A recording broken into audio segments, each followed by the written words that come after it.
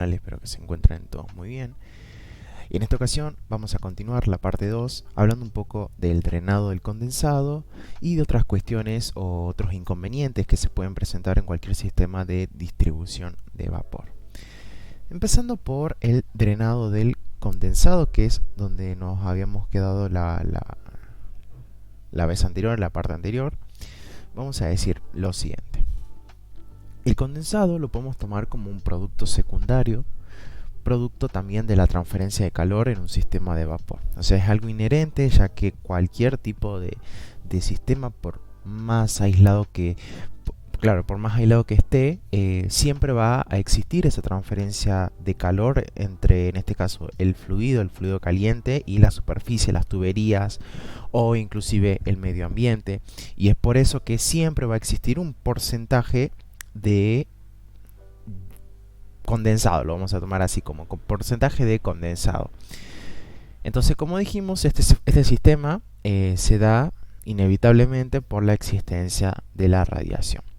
También se forma en equipos de calentamiento y de proceso debido a la transferencia de calor del vapor a la sustancia que desea calentar. Bueno, una vez que el vapor se condensa, al haber soltado todo su calor latente, porque recordemos que el calor latente está asociado a la cantidad que el mismo fluido libera en términos energéticos. Entonces toda esa energía que se libera, el condensado caliente se debe remover inmediatamente. Bueno, entonces el condensado todavía es agua caliente con un valor energético y se debe regresar a la caldera aun cuando el calor disponible en 1 kilogramo de condensado es relativamente poco comparado al de 1 kilogramo de vapor. ¿Cuál es la necesidad de drenar el sistema de distribución? ¿Cuál es la necesidad de purgar el sistema de distribución? Bueno, el condensado que se acumula en las líneas de vapor puede ser la causa de cierto tipo de golpe de ariete. Cuando el vapor viaja a velocidades de hasta 160 km por hora, imaginemos son velocidades bestiales, tienden a producir olas al pasar sobre el condensado. Acá tenemos una imagen que de alguna forma representa lo que estamos explicando. Lo que está en color rojo representa el vapor y esto en azul representa el condensado. Entonces, al viajar el vapor a muy altas velocidades, va produciendo estas olas junto con el condensado y por su parte, imaginemos ante una pequeña o minúscula obstrucción, se produce acá en este punto el golpe de ariete. Esta obstrucción puede ser por válvulas, puede ser por accesorios, por curvas, por Ts, distintos mecanismos que a fin y a cabo son necesarios en cualquier sistema de distribución, sistema de generación y demás, pero que si no se controla, o sea, si este condensado no se purga, se generan estos golpes de ariete. En definitiva, terminan ocasionando la rotura de los accesorios y por supuesto, la purga o el escape del vapor vivo, ocasionando graves problemas. Y es por ello que se debe tener muy en cuenta el golpe de ariete, cómo colocar los accesorios. Eso también ya lo vamos a ver mucho más adelante, pero a modo de descripción, hay ciertos procesos o ciertas disposiciones que nos llevan a distinguir los distintos elementos purgadores, cómo estos van a estar interrelacionados con el sistema y de qué manera se va a lograr una eficiente y una eficacia, o sea, ser eficaces, es decir, sacar condensado y de manera eficiente, ¿sí? Bien, entonces eso es uno de los problemas, como dijimos, el golpe de ariete. Entonces, si se acumula demasiado condensado, entonces el vapor a alta velocidad lo estará empujando, lo cual produce un tapón de agua que crece y crece al empujar el líquido delante de él. Entonces, cualquier componente que trate de cambiar el flujo, y acá es lo que mencionamos, conexiones, válvulas reguladoras, codos, bridas, puede ser destruido. Asimismo, aparte del daño producido por este golpeteo hidráulico, el agua a alta velocidad puede causar erosión significante en las conexiones y tuberías con superficies metálicas.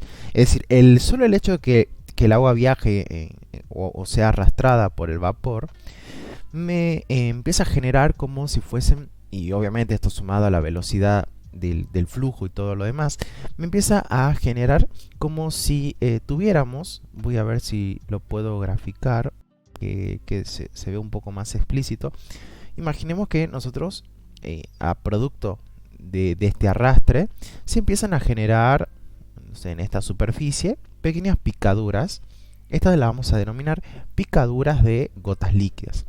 Una vez que estas picaduras son lo suficientemente potentes o fuertes, van a generar lo que se conoce como la rotura, ¿sí? Se empiezan a romper, se empiezan a abrir estas superficies y, por supuesto, genera que nuestro vapor vivo se escape, ¿sí?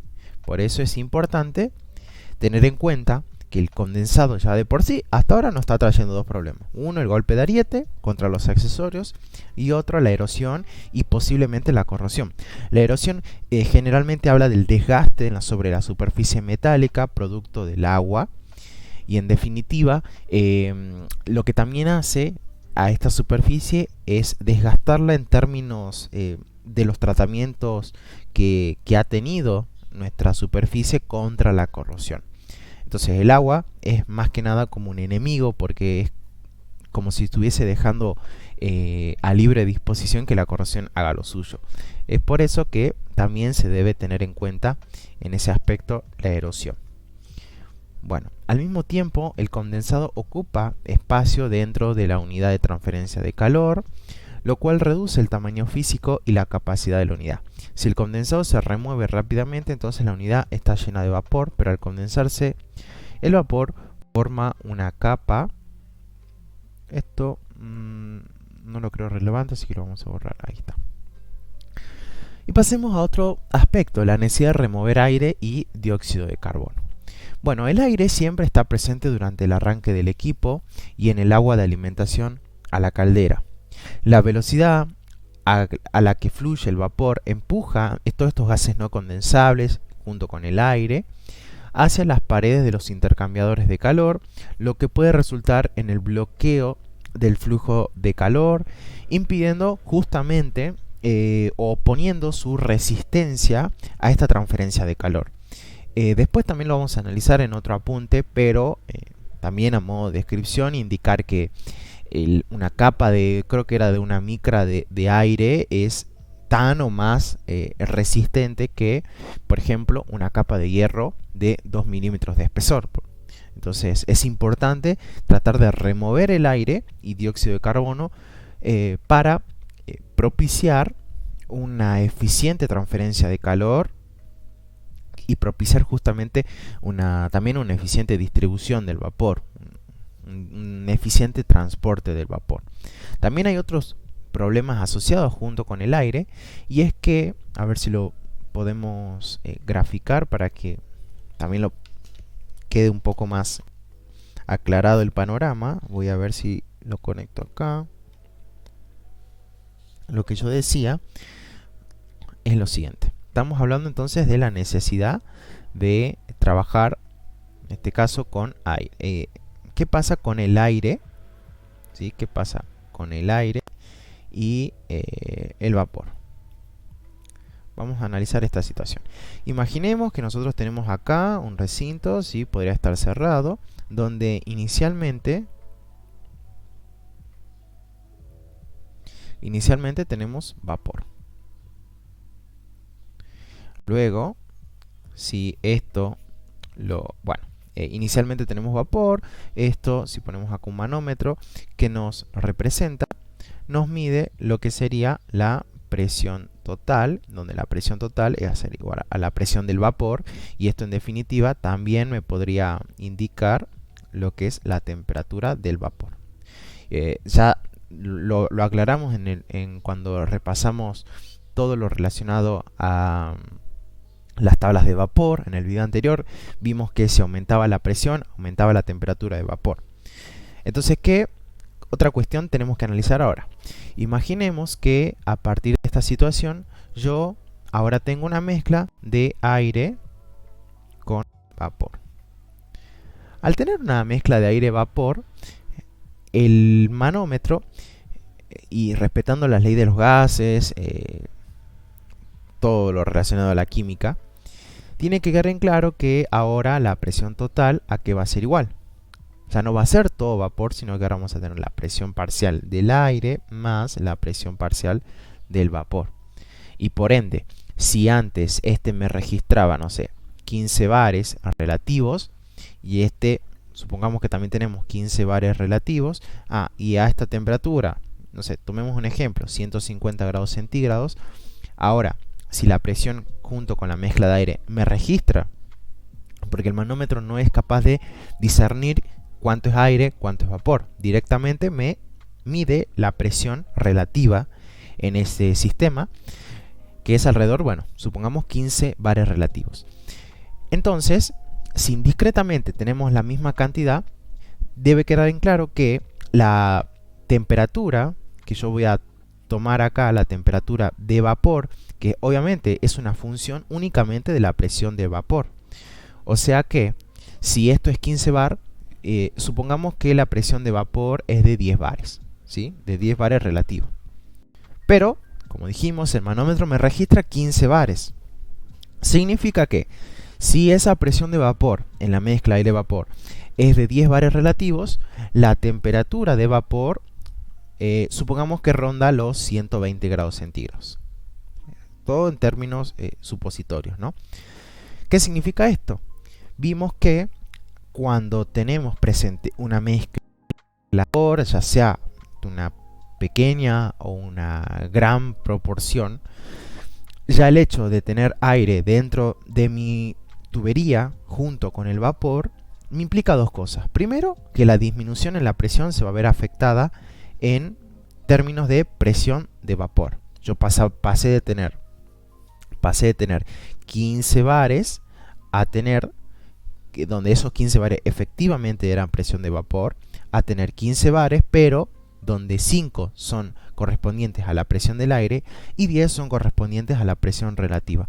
Y por ende, si yo antes tenía una temperatura de 150, ahora tengo una temperatura de 120. ¿Y qué implicaba que disminuya la temperatura? Porque a lo mejor esto es algo bueno. Vamos a ver por qué. Recordemos que a partir de lo que vimos anteriormente, cuando aumenta la presión de vapor, aumenta la temperatura de vapor, aumenta el calor sensible o el calor del líquido saturado y disminuye el calor latente. Si sucede lo contrario, lo vamos a escribir con otro color para que se entienda. Si sucede lo contrario, si disminuye la presión de vapor, disminuye la temperatura de vapor, disminuye el calor sensible y por supuesto aumenta el calor latente. Y recordando que el porcentaje de condensado era igual a el calor que yo tenía, el calor latente en una situación podría ser final menos inicial.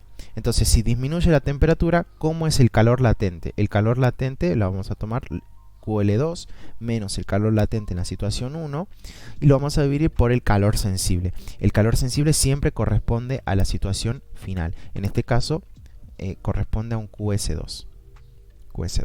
Entonces, ¿qué sucedió acá? Si en una situación inicial yo tenía no sé, una cierta cantidad de condensado, cuando tenemos presente una mezcla de aire-vapor, disminuye la temperatura. Lo estamos viendo acá, ¿sí? Disminuye la temperatura. Si disminuye la temperatura, entonces disminuye el denominador, disminuye el calor sensible. ¿Y qué pasa con el calor latente? El calor latente, si disminuye la temperatura, aumenta. Por lo tanto, se están dando todas las condiciones para que el porcentaje de condensado aumente. Si aumenta el porcentaje de condensado, tenemos golpe de ariete y también tenemos erosión, que es los primeros problemas que estuvimos mencionando. Capaz que hay más, pero por ahora ya tenemos una explicación un poco rústica, rudimentaria, pero que de alguna forma nos está dando el hincapié para decir, ojo con una mezcla aire-vapor.